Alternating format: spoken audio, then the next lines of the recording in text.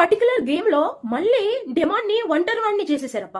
ఇవేమి రాజకీయాలు నాకైతే అర్థం కావట్లేదు. లాస్ట్ వచ్చేసింది గేమ్. ఇదేమి కెప్టెన్సీ వార్ కాదు, లేకపోతే ఇంకొక ఇమ్యూనిటీ కోసం ఏమి ఆడట్లేదు, ఇంకో దేనికోసం ఆడట్లేదు. లాస్ట్ వీకెండ్ కి వచ్చేసారు.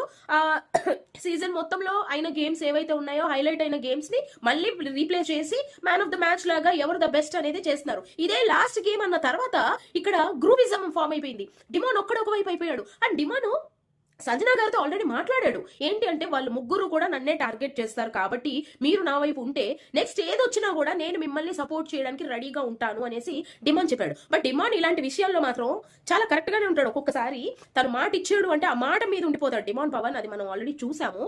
సో ఇక్కడ సంజన గారు ఏమంటారు, ఫస్ట్ లేదు డిమాండ్ నేను వాళ్ళని టార్గెట్ అయితే ఎవరిని చెయ్యను, నేను నీకు వెయ్యను, నేను జస్ట్ ఒక మూలలో ఉండిపోతాను. 5 మెంబర్స్ కదా, 5 కార్నర్స్, నేను ఒక కార్నర్ లో ఉండిపోతాను అంటే లేదు వాళ్ళు నన్ను టార్గెట్ చేస్తారు, అలాంటప్పుడు మీరు టార్గెట్ చేయండి, మీరు కూడా వెయ్యండి, వాళ్ళు వేసినప్పుడు మీ మీద వెయ్యకుండా కూడా నేను చూసుకుంటా అని చెప్పి డిమాండ్ మాట్లాడడం జరిగింది. తీరా బరిలోకి వెళ్ళిన తర్వాత గేమ్ ఆడేటప్పుడు ఇమాన్యుయల్ కళ్యాణ్ ని పక్కన పెడితే ప్రతిసారి నేను తనుజ అంటున్నాను అంటారు కదా, మీరే చూడండి ఎలా అయింది అంటే ఆ బాల్స్ విసరాలి కదా, బాల్ గేమ్ ఏదైతే ఉందో బాల్స్ విసరాలి, అది తన దగ్గరకు వచ్చి మరి లైలా అంటిస్తుంది, దగ్గరకు వచ్చి మరి వేస్తుంది. ఆ దాన్ని విసరడం అంటారా? అయితే అంటించడం కాదు విసరాలి అని చెప్పి డెమో చెప్తున్నా కూడా ఎవరన్నారని మీదకి వచ్చేస్తే వెంటనే బిగ్ బాస్ కూడా బజర్ మోగించి మరి చెప్పారు విసరాలి వెయ్యకూడదు అని. ఏమో తనుజ ఆ మాత్రం అర్థం కాదా నీకు? సంచాలకుగా చేశావు, ఇన్ని చేశావు, లాస్ట్కి వచ్చేసిన తర్వాత కూడా విసరడం కాదు వెయ్యడం అని ఇంత దబాయింపు ఏంటి నాకు అర్థం కాలేదు. అండ్ ఇప్పుడు ఇమాన్యుయల్ అండ్ కళ్యాణ్ వాళ్ళిద్దరి మీద వాళ్ళు వేసుకోవచ్చు కదా, తనుజ మీద వేయొచ్చు కదా, కళ్యాణ్ తనుజకి వేయకూడదా, తనుజ కళ్యాణ్కి వేయకూడదా? ఇదేమి రాజకీయాల్లో నాకేం అర్థం కావట్లేదు. అది ఫన్ గేమే కదా, ఫన్ గా కూడా ఒకరి మీద ఒకరు నేసుకోరా? అసలు ఏందో ఇది, ఒక్కరిని టార్గెట్ చేసి నాకు అక్కడ ఎంత బాధపడ్డాడు అబ్బాయి అంటే తను ఓడిపోయినందుకు కాదు, అందరు తనని టార్గెట్ చేసినందుకు బాధపడ్డాడు డెమాన్ పవన్ అని నాకైతే అనిపించింది.